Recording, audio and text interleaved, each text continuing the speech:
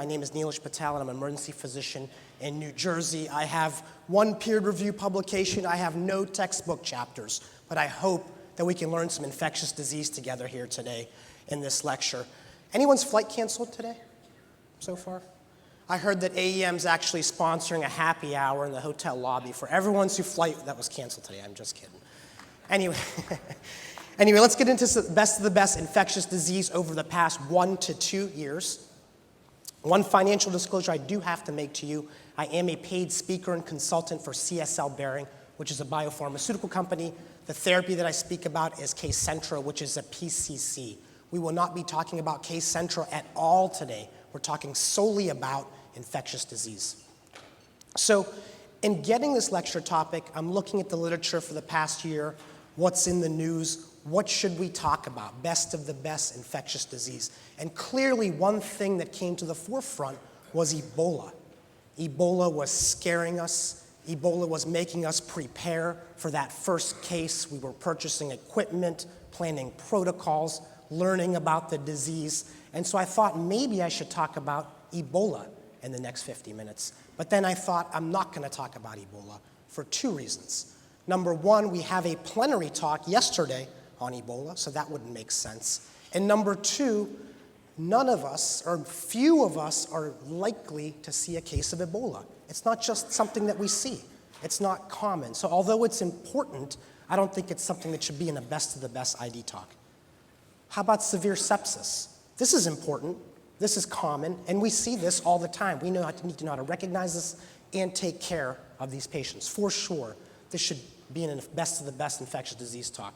So I'm thinking, let's talk about severe sepsis, but I'm not going to for 2 reasons, okay? Number one, we had a lot of this in the best of the best resuscitation or critical care talk, okay? Number two, I'm gonna encapsulate some of that right here on this slide, and we're going to move forward.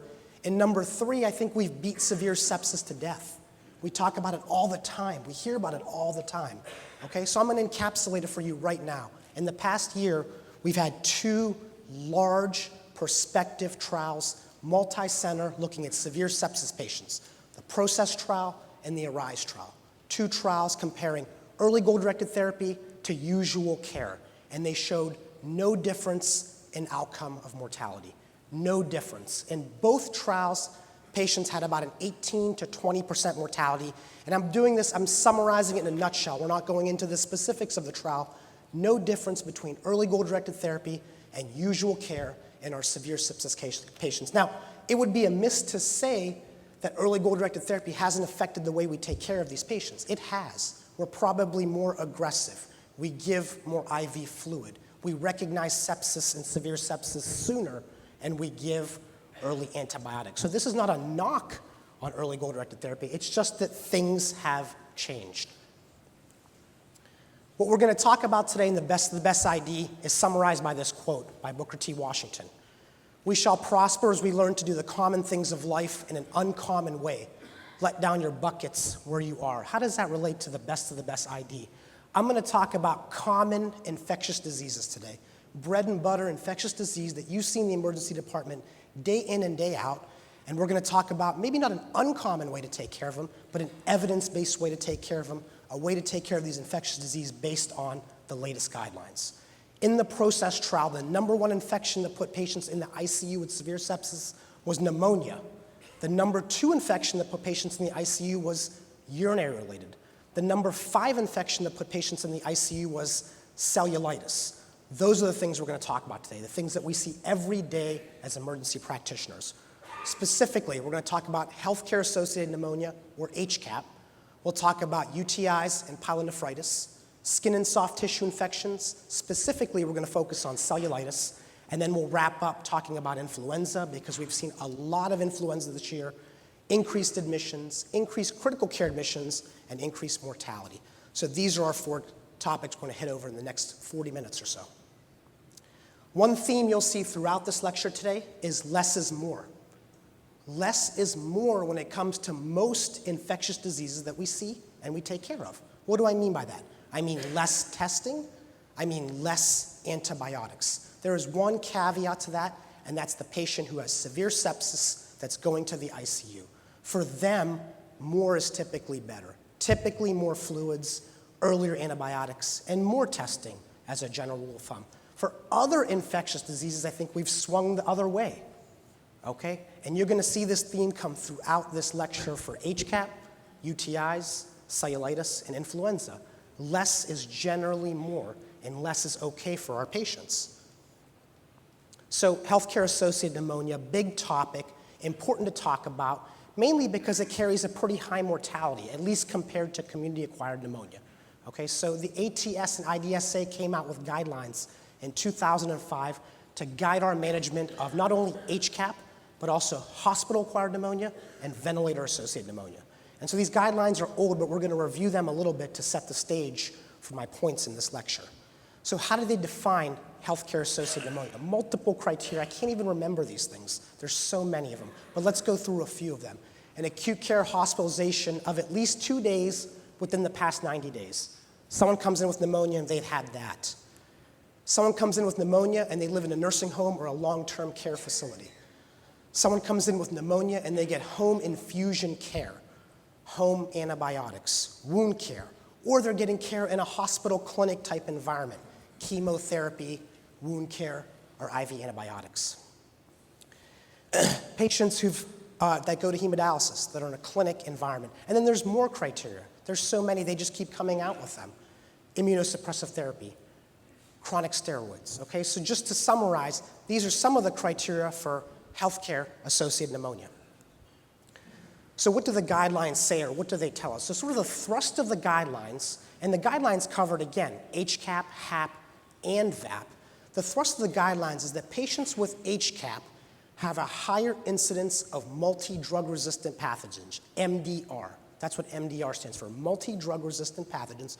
We're talking about things like Pseudomonas, MRSA, Acinetobacter, that don't respond to our typical antibiotics for pneumonia. So the guidelines are saying these HCAP patients have a higher incidence of those pathogens, and therefore we should give them multiple antibiotics to cover those pathogens when they come in with those criteria to the emergency department. I think we all know this already, and we're forced to do this, right? So we're giving these patients multiple antibiotics. The problem with that mentality is the data is extrapolated. And what I mean by that is we have little microbiologic data solely on HCAP patients. We have some, for sure, but the majority of the microbiologic data for HCAP is extrapolated from ventilator-associated pneumonia patients. So because ventilator-associated pneumonia patients have a higher incidence of MDR, so do HAP patients, and so do HCAP patients, because they're a similar type of patient. I can't lie to you. HCAP patients do have a higher incidence of MDR, but they are a different patient than ventilator-associated pneumonia. And I think common sense just tells us that. Now, because of these guidelines, things like this came out. This is my hospital's antibiotic decision tree for pneumonia. This thing makes me nauseous. This is, one of my colleagues made this with ID, and I tell him, so this is for CAP, and this is for HCAP. And the problem here is if you come in with HCAP to my facility, whether you're going to the floor or you're going to the ICU, you're getting the same antibiotics, whether you're sick or not sick, and you're getting at least 3, if not 4, antibiotics. 2 for Pseudomonas, 1 for MRSA, and 1 for atypicals. This just sounds not right? It just seems like it doesn't make sense. How many HCAP patients do you admit to the floor who are stable, and they get the same antibiotics as someone that's going to the ICU with severe sepsis? It just doesn't sit right. Let me show you some data that combats this. This was a really good study. It's 2013, came out in Clinical Infectious Disease, multi-center from Japan. So the limitation, this is Japanese patients, but still valuable information from this trial. They took 455 patients with pneumonia. 321 of them had HCAP. Excuse me. So 321 of them had HCAP. They then risk stratified these patients. They risk stratified them based on how sick they were, sick or not sick. And they also risk stratified on the number of MDR pathogen risk factors they had. How many risk factors for things like Pseudomonas and MRSA did they have? And if they had 0 to 1 risk factor, they gave them CAP coverage for their antibiotics, standard antibiotics.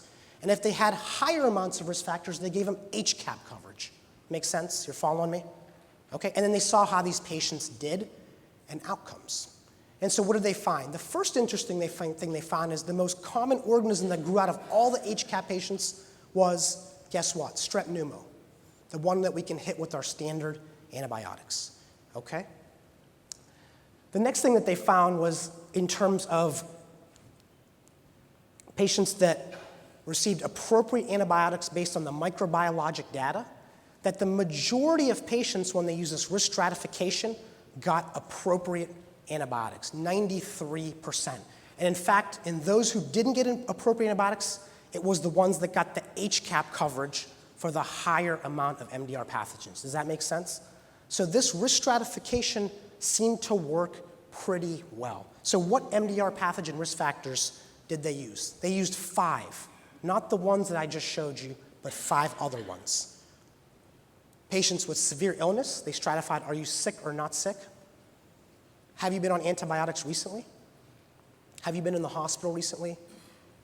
Poor functional status, and are you immunosuppressed? So if you had 0 to 1 of these, you got CAP coverage. Over 2 or over, you got HCAP coverage. Patients did the same, right? We covered them with that risk stratification. So this was a Japanese trial. How about the States?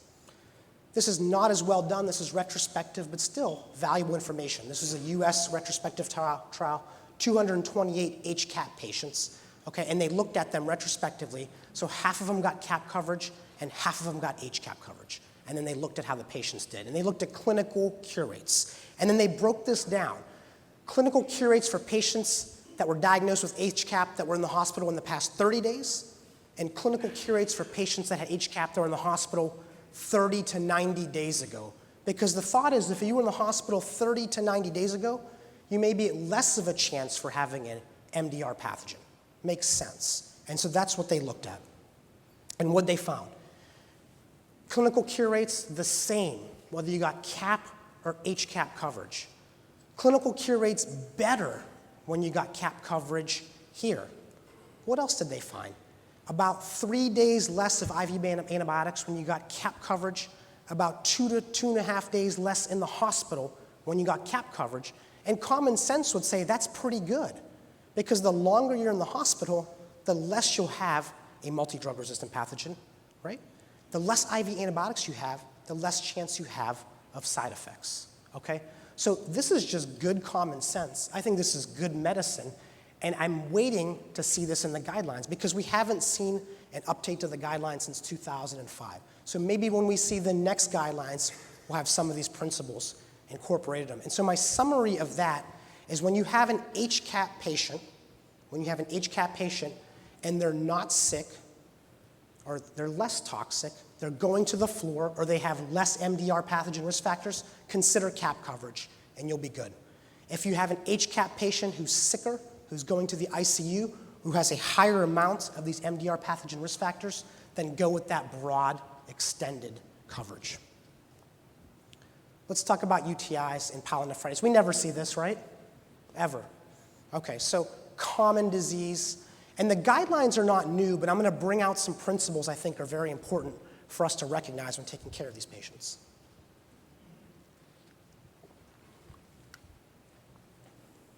So the guidelines are from 2010. Okay, they were published in 2011. And these guidelines are looking at patients with simple UTIs and simple uncomplicated pyelonephritis women. That's what these guidelines are focusing on, okay? And we'll talk about simple UTIs, we'll talk about uncomplicated pyelonephritis, and I'll give you some pearls in the complicated pyelonephritis patient. So off the bat, when we're talking about simple UTIs and pyelo, and we're not talking about these people. These are who we would consider complicated, okay? Patients with indwelling catheters, pregnant patients, men, patients with functional abnormalities of the urinary tract, etc. So we'll come back to these patients in a few slides. So a couple of concepts, and this came out in 2011, but we need to go over it again, okay? When we're taking care of patients with simple UTIs and cystitis, we have to be cognizant of antimicrobial resistance because we have a lot of antimicrobial resistance, right? You all know this. I don't have to tell you this. The antibiotics we've liked to use in the past, we can no longer use as freely Because there's resistant organisms for UTIs, right? So why is that? It's because we have such a wide variation in our practice. We use different antibiotics for different treatment durations, and things happen, okay? And so we have to be cognizant of antimicrobial resistance. Now, I'm going to give you some recommendations on antibiotics you should use for simple UTIs based on these guidelines. And it may not apply to every single one of you, because everyone's region has different resistance patterns, right? So you have to consider your region, and you also have to consider your hospital's antibiogram, okay? So you have to look at that thing. Now, what's the limitation of a hospital antibiogram? The limitation is all those patients got cultured, right? So most of those patients failed outpatient antibiotics, were admitted, were in the ICU, were from the nursing home, had indwelling catheters. They're not simple, they're complicated. Right? Those aren't the patients we're seeing, right? We're not culturing everybody, so it's skewed. So realize that. Even so, we have to consider that antibiogram. I'm going to tell you how you use that in choosing antibiotics. The other thing with resistance, and you all know this, but let's just reiterate it, is you can tolerate some level of resistance, okay? So for instance, in the guidelines, they talk about Bactrim. And they make Bactrim a high-level recommendation to treat a simple UTI. And they say you can use it out to a resistance of 20%.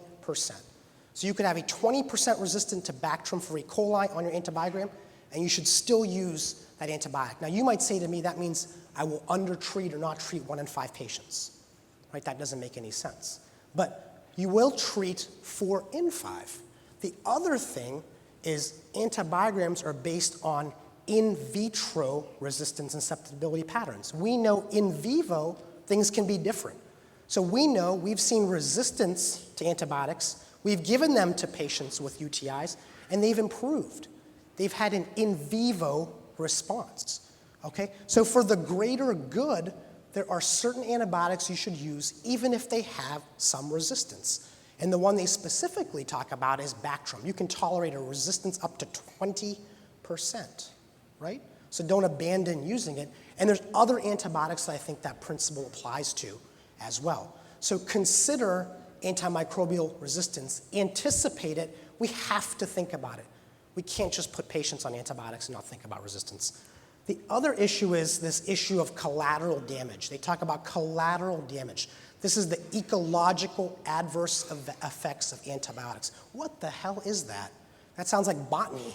Ecological, I don't even know what that is. So what that is, in reading about it and looking at it, it's the effects, adverse effects on organism resistance selected by using certain antibiotics. So certain antibiotics have an increased incidence of causing very resistant organisms like VRE, okay? So an example is third-generation cephalosporins or higher-generation cephalosporins have a higher incidence if you use them in simple infections of causing VRE or promoting the growth of VRE in the urine, okay? They also promote the growth of ESBL, interestingly. And they also, another example of collateral damage is C. diff, okay? So cephalosporins have a higher incidence of leading to VRE, colonization, ESBL, growth and colonization, and C. diff.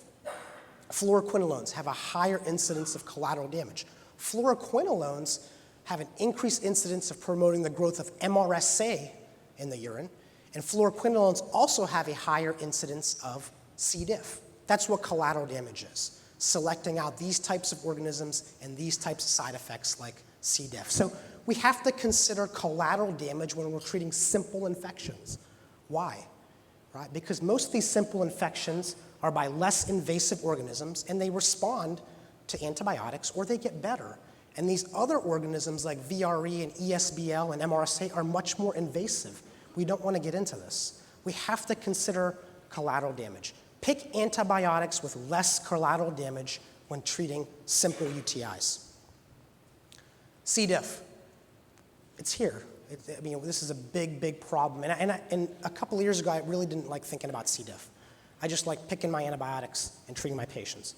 We have to think about C. diff. This is a recent New England Journal article looking at C. diff in the US. In 2011, we had about 500,000 cases and about 30,000 deaths from C. diff.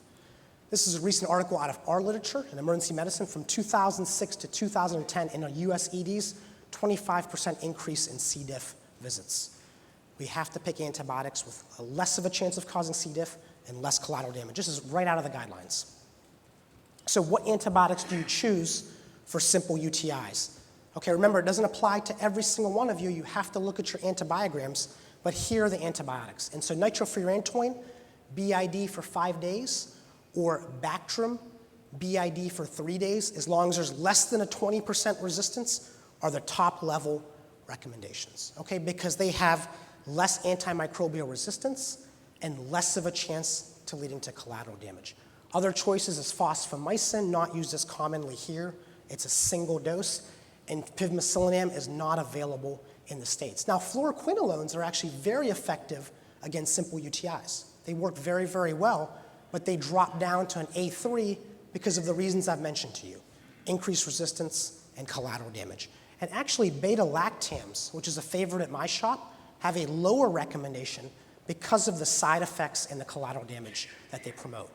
Smart antibiotics, short durations. Pyelonephritis. Now, I told you, you have to tolerate some resistance when treating simple UTIs. You tolerate less resistance when treating pyelonephritis because these patients can get sicker. You can still tolerate up to 10% resistance and use that antibiotic, okay? And so an A1 recommendation is ciprofloxacin, POBID for 7 days. You can also use Bactrim if there's a lower level of resistance, less than 10%, POBID for 14 days. And you can consider adding in a first-time IV dose of one of these agents, ceftriaxone or Gent, and then transitioning the patient to PO. That gives you flat 24 to 36-hour coverage with an antimicrobial for pyelonephritis, okay? Beta-lactams, B3, very, very low. They don't work well for pyelonephritis. Things like Cephalex, they don't penetrate, they don't work well, and they have increased adverse outcomes. So why are we using them? Okay, so these are the antibiotics. And get a culture, right? It doesn't really change for pyelonephritis, I'm saying, not for simple UTIs. For pyelonephritis, per the guidelines, get a culture. And it's not so much that it's going to change your management, okay, but we can track resistance of organisms, so it's helpful. So get a culture. Now, what about complicated pyelonephritis, okay? So I'm going to talk about 3 types of complicated pyelonephritis that we run into. One's common, 2 are not so common. And so we're going to talk about drug-resistant pyelonephritis, we're going to talk about emphysematous pyelonephritis, and then we're going to talk about renal abscess, all right? So drug-resistant pyelonephritis is difficult. Most of these patients will end up getting admitted to the hospital. And so how do we know if a patient might have resistance to E. coli, to the common antibiotics we typically choose? So this is a study out of Korea, recent infectious disease literature, about 230 patients, multi-center, and they all had pyelonephritis. They came to the ED, they had urine cultures done, and they looked at patients with E. coli and looked at the rates of drug resistance to common antibiotics we use to treat pyelonephritis. Make sense? And so what they found was about a 30% resistance of the E. coli to cephalosporins, to fluoroquinolones, ciprofloxacin, 30% resistance, and they found a 20% resistance of their E. coli to third-generation cephalosporins. Pretty high, right? 30% for fluoroquinolones, 20% for cephalosporins. These are the antibiotics we like to use IV in treating pyelonephritis. And they found about a 12% resistance to both of these organisms, okay? And they tried to define out some predictors of drug-resistant pyelo, and here are the predictors they came up with. And some of these actually look eerily similar to HCAP risk factors, don't they? Recent antibiotics, right? Indwelling catheter, bedridden state, chronic kidney disease, hematologic conditions, and a resistant organism in a urine culture in the past 3 months. So this is difficult, okay? I just trying to get to anticipate resistance. So when you're admitting someone with pyelonephritis, okay, and they have some risk factors like this, consider that they might have a resistant organism. You're certainly going to culture them, and you may pick broader spectrum antibiotics. Emphysematous pyelonephritis, this is not common at all. You won't see this very commonly. And so this is a case report from 2005 by Mallon and colleagues, and I think it's just nice because it puts it on your radar.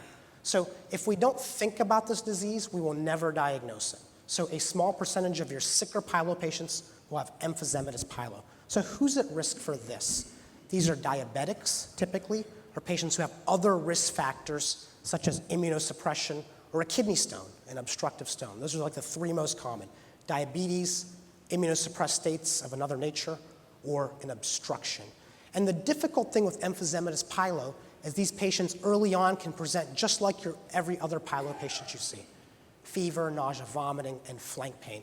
As it progresses and they have more gas formation, they get sicker, and they have things like lethargy, confusion, altered mental status, acute kidney injury, thrombocytopenia, and hypotension. So how are we going to pick this up? Early on, we might miss it, okay, because we're not imaging these patients. But if you get a sick pyelonephritis patient or an immunosuppressed or even a diabetic that's kind of borderline sick and you're putting them in, consider imaging them, because this is a 30% mortality rate, okay, and urology needs to be involved. The other thing is renal abscesses, not common. And so I recently took care of one of my colleagues. She gave me permission to talk about her case. She came in with flank pain and urinary symptoms, subjective fevers. She had a white count of 30. She had normal SMA.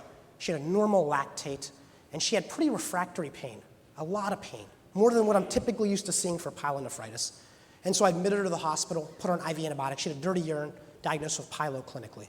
She got admitted, continued to have pain, then started spiking fevers every day, had growth in her blood, never got shocky, never went to the ICU, but since she continued to have fevers and pain, they imaged her.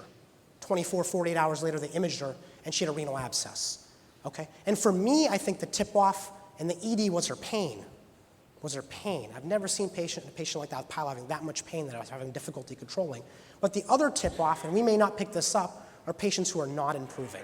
So patients that we admit that are continuing to spike fevers are not improving need imaging to look for renal abscess. So I only talk about drug-resistant pyelo, emphysematous pyelo, and renal abscesses because they occur, and unless we think about these things, we're not going to treat them appropriately or pick them up.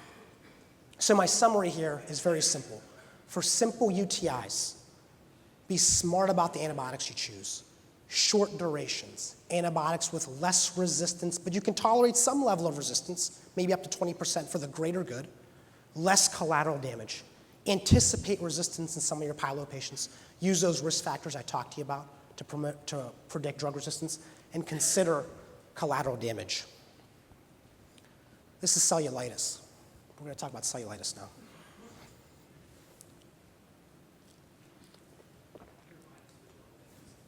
Question.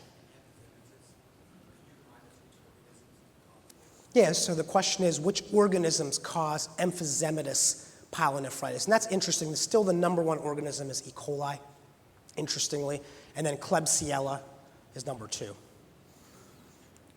So these are new guidelines from IDSA 2014. I believe these were published in June or July. IDSA guidelines for the management of skin and soft tissue infections. So we're going to review the cellulitis part of these guidelines. These guidelines are huge. They go into all kinds of things, and it's actually not a bad read. They go into cellulitis, abscesses, bites, neck fash, neutropenic patients with cellulitis and abscesses. Everything you'd want to know about skin and soft tissue is in here, and they give you a recommendation and a level of evidence. So what we're actually going to cover is straight up cellulitis. You can't see this, I apologize, but if you're in the department and you're working clinically and you have a patient with abscess, which is on this side, or cellulitis, which is on the left, okay, and you want to pick an antibiotic, go right to that flow diagram. They give you multiple antibiotic choices for abscess and cellulitis, okay, based on if the patient has a mild presentation, a moderate presentation, or a severe presentation. So this is a quick flow chart, especially for cellulitis, if you want to know different antimicrobials you can use to treat your patients. So I'll refer you to that. And by the way, the handout has, these slides are updated. Okay, so if you want the updated slides and all of the references, my email will be at the end. Please email me and I'll get it out to you within the next week, okay? And so the first point with cellulitis, all comers with cellulitis, is the most common organism that causes cellulitis is still strep species, okay? So we talk a lot about MRSA, and I think mainly it's because we see it much more commonly in abscesses. But when we're looking at cellulitis, strep is still number 1. If you had to pick an organism to treat, and I'm going to advocate that you give them one antibiotic, it's going to be to cover strep species. Strep is still number one, okay? Now the data is a little bit limited because blood culture yields are low on patients with cellulitis, okay? We're not scraping skin and growing out the organisms, but as far as we know, strep is still number one. So who would you cover with cellulitis for MRSA? Here are some criteria. Cellulitis with purulence, okay. Now if someone has purulence, I'm probably gonna be looking for an abscess, but sometimes you use cellulitis with a little bit of purulence associated with it, higher incidence of MRSA, higher incidence of MSSA. Systemic toxicity, and let's make this simple. Patients going to the ICU. Patients with severe cellulitis going to the ICU, okay, MRSA. Patients have failed your traditional antibiotics for strep, beta-lactam failure. IV drug abusers, we know this stuff, right? Higher incidence of MRSA, higher incidence of MSSA. And patients with cellulitis associated with open wounds, okay? All other patients, monotherapy, strep is still number one. Hedge your bets on that. As far as cultures, just say no, okay? When we're talking about blood cultures for cellulitis, we know the yield is way less than 5%. It's probably less than 2%. ACEP Now did a little piece on this a few months ago, and they talked about the pretest probability rate of a positive blood culture cellulitis is about 2%, okay? And the false positive rate is so high that it adds on average 3 to 5 days to hospitalization and $4,500 to $8,500 in care, secondary to that false positive blood culture. Blood cultures are low yield, just say no. So back to cellulitis. Risk stratify the patient. Do they have mild cellulitis, moderate cellulitis, or severe? If they have mild cellulitis, which is the majority of what we see, and they're going home, pick an oral antibiotic, monotherapy, and gear it towards strep. And here's some choices. Any of these are fine, okay? You do not need to cover MRSA. They do not need a second antibiotic unless they have one of the risk factors I stated. And most patients with one of those risk factors I stated are coming in. They're not going home. Monotherapy. So do you need to add MRSA coverage, Bactrim or Doxy? The answer is no. It's supported by this study. This was a prospective study, multi-center, 150 patients with cellulitis that were going home. And they were treated with cephalexin for strep and Bactrim for MRSA coverage, or cephalexin for strep plus placebo. Clinical cure rates at 2 weeks and 4 weeks, identical. Okay? Monotherapy wins. How about for patients with moderate cellulitis? So now mild cellulitis, I gave you antibiotic choices. How about moderate cellulitis or severe cellulitis? Well, severe is different. Severe is going to the ICU with broad impaired coverage. And you're going to cover MRSA and probably give them something for anaerobes and gram-negatives. So how about moderate cellulitis that's coming into the hospital that's not going to the ICU? Probably the next most common patient we see, right? What IV antibiotics are recommended? Here they are. Monotherapy, cover strep. They do not need MRSA coverage, okay? Unless they have a risk factor for MRSA. Do you need to add vancomycin? I say no, okay, unless there's a risk factor for it. Now, hospitalized patients sometimes are a little more difficult, but I say no unless they have a risk factor for MRSA. I just thought this was interesting to wrap up talking about cellulitis. Patients that we send home, who comes back, okay? It's not really related to the treatment or the antibiotics, but what are some bounce back predictors in patients we send home with cellulitis? So this was a prospective Canadian study, 2 centers, about 600 patients that got treated for mild cellulitis and then discharged, and they looked at what were the bounce back predictors. And about 100 patients actually bounced back, and these were some of the reasons why. It was not their antibiotic choice. It was not monotherapy. It was these things. On initial presentation, patient had a fever. Patients had cellulitis with chronic leg ulcers, chronic edema or lymphedema, prior cellulitis to the same area, very interesting, and then cellulitis of a wound site. These patients tended not to do well on oral therapy at home and bounce back, okay? The biggest one was fever with an odds ratio of about 4.3. So what I'm saying is the next time you have a patient and they have one of these and they have mild cellulitis, maybe you keep them, okay? Maybe you keep them. Maybe that's the one you watch for a little bit, put them on IV therapy and see how they do. A couple other small interesting things about cellulitis, then we'll move on. In the guidelines, the treatment duration. How many of you are treating your simple mild cellulitis for 5 days? 7 days? 10 days? 14 days? 2 years? Okay, so the recommendation in the guidelines, interestingly, is for mild cellulitis, going home, 5 days is adequate. 5 days of antimicrobial therapy, 5, yes, 5. I'm not shitting you, 5. 5 days, okay? And so if you see a clinical response, if patients are getting a clinical response, they can cut the antibiotics at 5 days. And if they're not getting a clinical response, you can extend it to 7 to 10 days. So none of you are wrong. 7 days is adequate, 10 days is adequate, okay? But 5 days is the recommendation if patients are getting a clinical response. And most of these patients are pretty healthy that we're sending home, okay? So consider cutting your regimen. And then the guidelines also mention with a weak, moderate recommendation that there may be a role for anti-inflammatories in mild cellulitis. A role for anti-inflammatories. So anti-inflammatories can cut the duration of symptoms, can hasten resolution of symptoms. We're talking about prednisone for non-diabetics or Motrin. I like Motrin. So if I'm treating somebody for simple cellulitis, adding in some anti-inflammatories may help them get better quicker. Some kind of lower level evidence to suggest that. As we talked about with pyelonephritis, we talked about sometimes patients are complicated, right? Sometimes they're emphysematous. Unless we think about it, we'll never diagnose it. Sometimes they have renal abscesses, they surprise us, or they have drug-resistant organisms. For cellulitis, this is the bad boy, right? That we never want to miss. And unless we think about neck fash, we will miss it. And the problem for us and our patients is most patients don't present like that. They don't present with necrotic skin, right? They can present, and more commonly present, with severe pain and cellulitis, right? Severe pain and cellulitis, rapidly progressive cellulitis. These are some of the presentations, right? And so we always have to be on guard for surgical cellulitis, right? Because it's going to be very, very simple if they come in with a leg like that or they have crepitus on exam. But if they just have a severe cellulitis or extreme amounts of pain, we have to consider surgical cellulitis. Now, I will tell you one easy way is if they have severe pain, you've seen enough cellulitis to know what severe pain is versus normal cellulitis pain, consider it. And also consider any cellulitis patient you're putting in the ICU, because how many cellulitis patients do you put in the ICU? Not very many, right? Most of the time they're not in severe sepsis, right? They're pretty stable and you put them in for some IV antibiotics and they go home.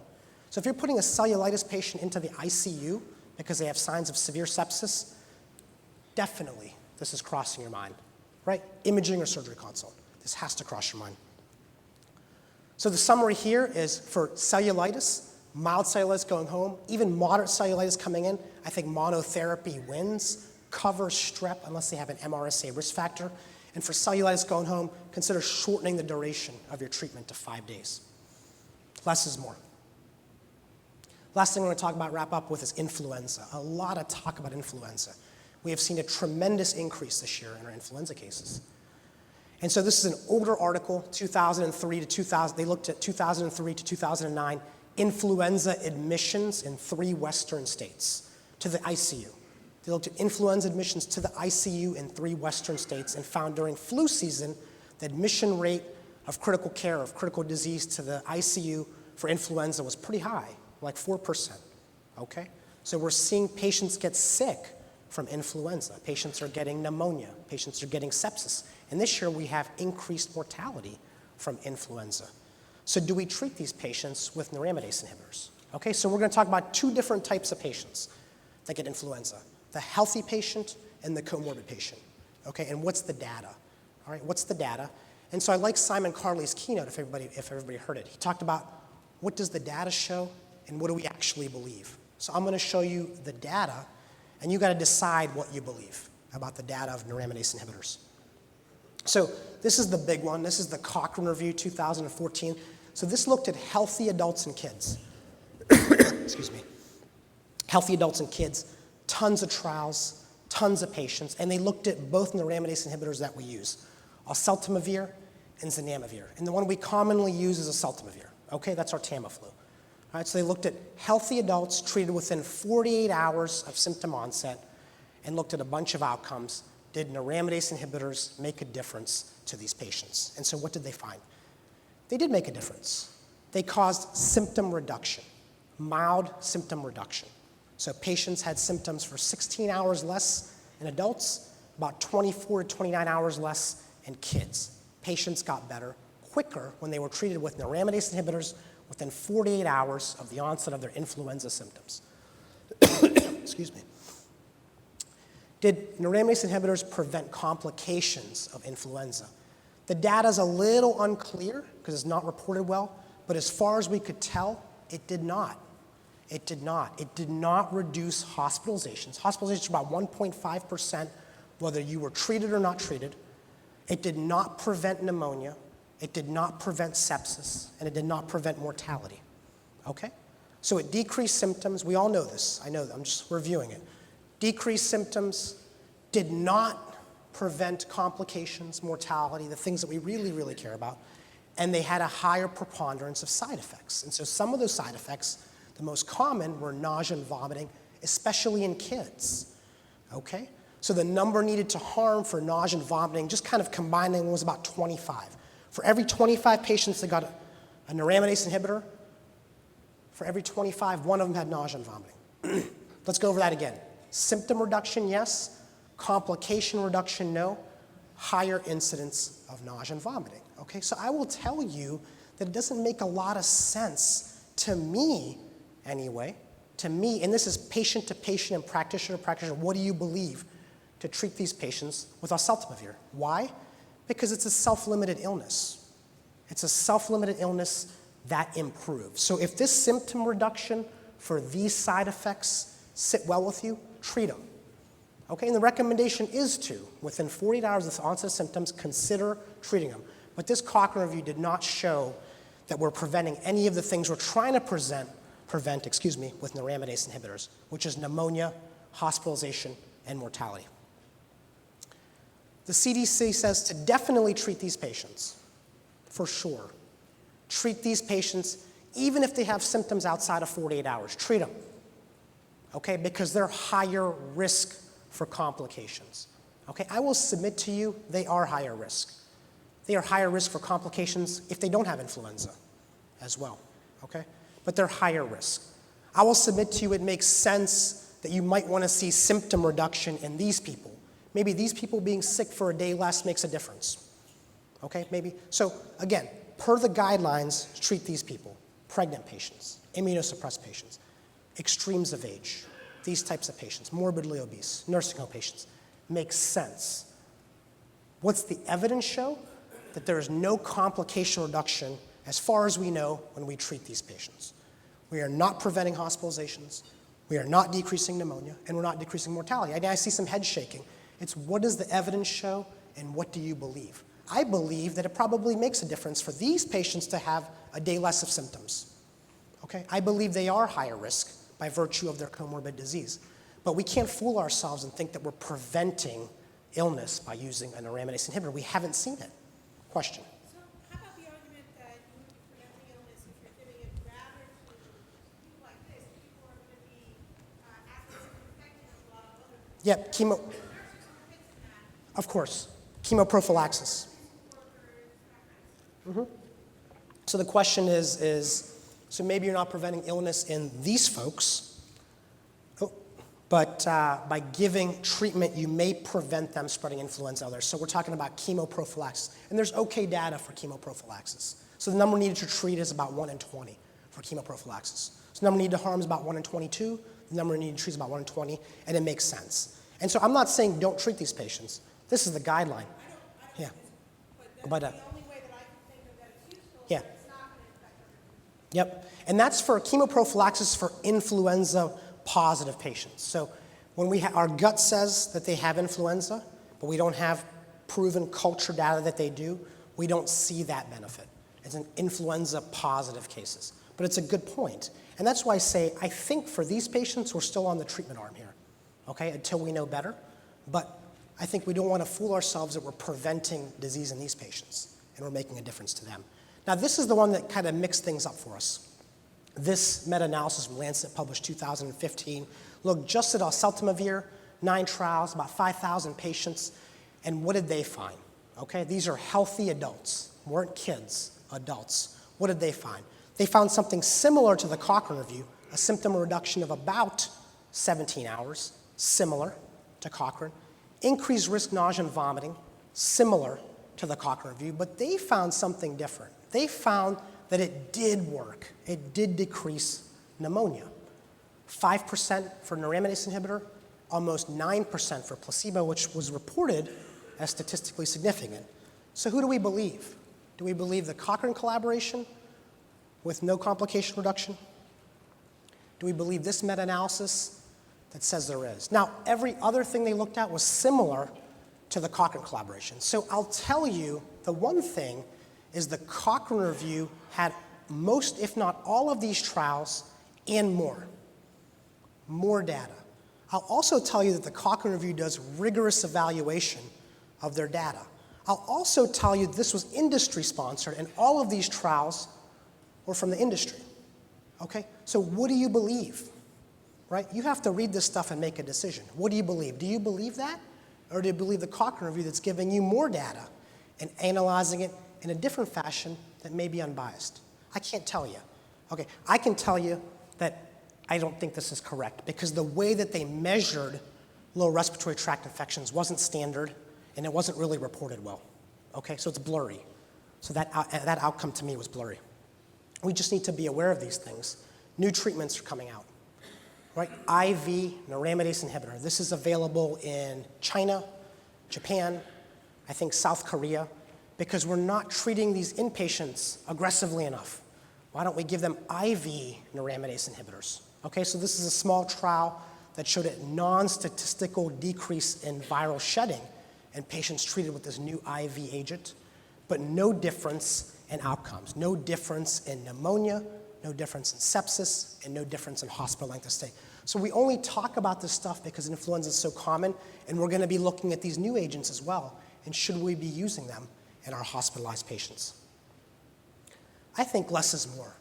For most infectious disease, less antibiotics, smart antibiotics, anticipating resistance, and looking at real outcomes is very important. We've done it with these diseases. Otitis media, right? We don't use antibiotics routinely in these patients anymore. We do the watch and wait. We treat their symptoms. Sinusitis, same thing. Bronchitis, which is usually viral, to be honest with you. Abscesses, right? We've really moved away and do more INDs, right? Good INDs and follow-up. Even strep pharyngitis and diverticulitis, less and less antibiotics, more and more symptomatic care.